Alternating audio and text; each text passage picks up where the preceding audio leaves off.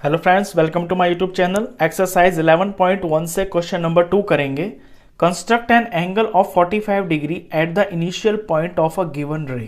किसी रे के इनिशियल पॉइंट के ऊपर 45 डिग्री का एंगल बनाइए एंड जस्टिफाई द कंस्ट्रक्शन, और फिर कंस्ट्रक्शन को आप जस्टिफाई भी कीजिए। चलिए 45 डिग्री का एंगल बनाते हैं। तो सबसे पहले हमें एक रे बनानी होगी, क्योंकि रे के इनिशियल पॉइंट के ऊपर ही एंगल बनाना है। तो एक रे बना लेते हैं।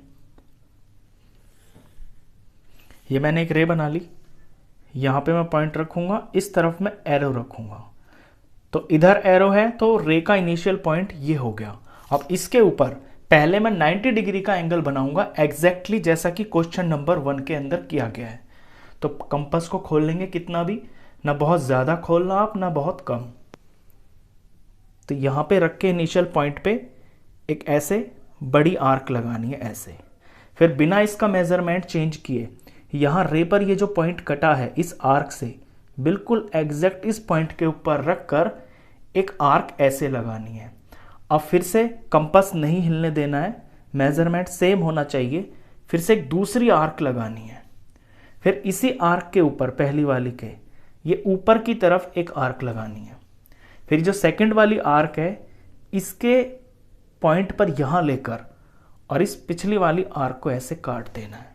तो ये जो पॉइंट आएगा, ये आपका इनिशियल पॉइंट के ऊपर 90 का एंगल बना देगा।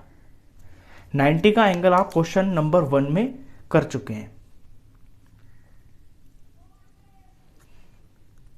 तो ये जो एंगल बन गया है, ये 90 का एंगल बन गया है।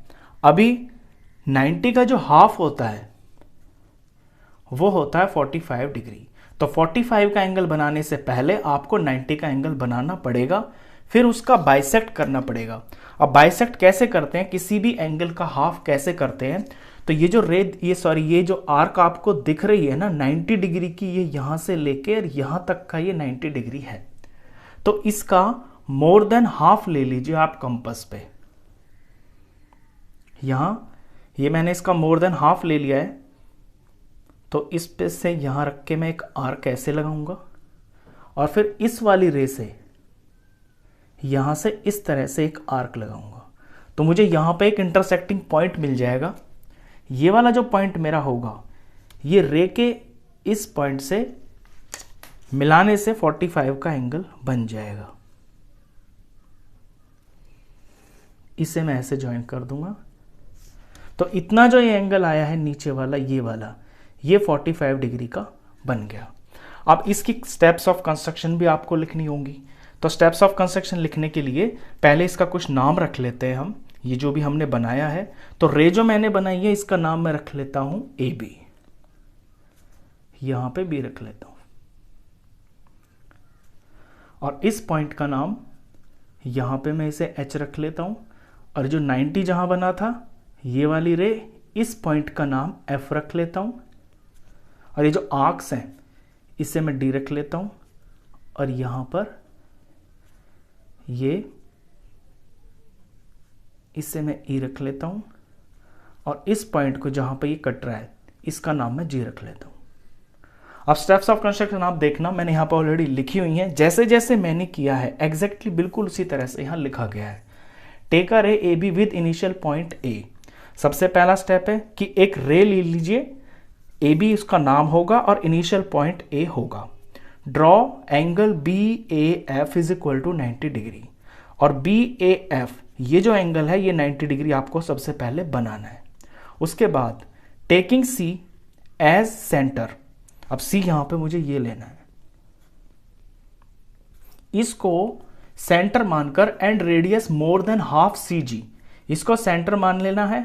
और सी जी का हाफ लेकर एक आर्क बना देनी है, जो मैंने यहां पे पहली आर्क बनाई थी ना, ये वाली। उसके बाद सेम टू सेम यही स्टेप है। अब आपको जी को सेंटर लेना है, taking G as centre and the same radius as before, जो पहले लिया है सी के ऊपर। ड्रॉ अनदर आर्क, और दूसरी आर्क जी पे रख के यहां पे ये वाली बना देनी है, intersecting the previous arc eight H. और ये वाली जो आर्क है, ये पिछली आर्क को यहां इंटरसेक्ट करेगी, उसका नाम जी रख देंगे। अब draw the ray A H.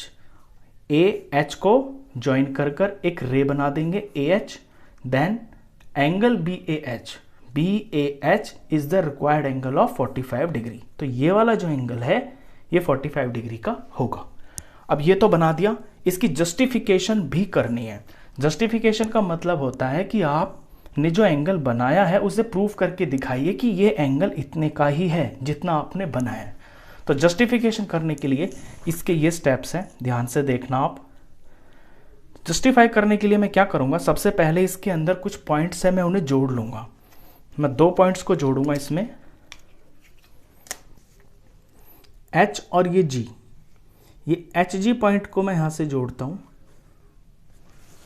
और इसी तरह से H और C को जोड़ूंगा। तो सबसे पहले आपको यही लिखना है जस्टिफिकेशन में, सबसे पहले कि जॉइन GH एंड HC। अभी आपको यहां पर 2 ट्राइंगल्स दिख रहे होंगे, एक तो ACH ये वाला ट्राइंगल और एक AGH ये वाला ट्राइंगल। इन दोनों ट्राइंगल्स को आपको करना है कॉन्ग्रुएंस प्रूफ। तो ले लेंगे इन दोनों ट्राइंगल्स को। इन ट्राइंगल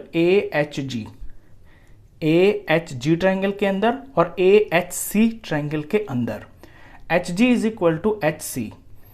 HG HC के बराबर होगा। बराबर इसलिए होगा क्योंकि आर्क्स ऑफ इक्वल रेडियाई, क्योंकि यहां पर रख के और यहां पे रख के मैंने मोर देन हाफ लिया था ना CG का दोनों का, तो दोनों ये जो आर्क्स हैं इनकी लेंथ सेम है। AG is equal to AC और AG और AC आपस में बराबर इसलिए हैं क्योंकि ये जो सबसे पहली जो आर्क लगाई है ये मैंने सेम रेडियस से लगाई है। तो यहां से यहां तक का AC रेडियस हो गया, AG रेडियस हो गया, तो radii of the same arc. और AH is equal to AH ये दोनों में कॉमन आ रही है। तो इस तरह से ये दोनों ट्राइंगल्स कॉन्ग्रुएंस प्रूफ हो जाते हैं side side side similarity criteria से। अब जब ये सिमिलर प्रूफ हो गए, सॉरी सिमिलर नहीं कॉन्ग्रुएंस प्रूफ हो गए, तो इनके करस्पॉन्डिंग पार्ट्स भी बराबर होंगे CPCT।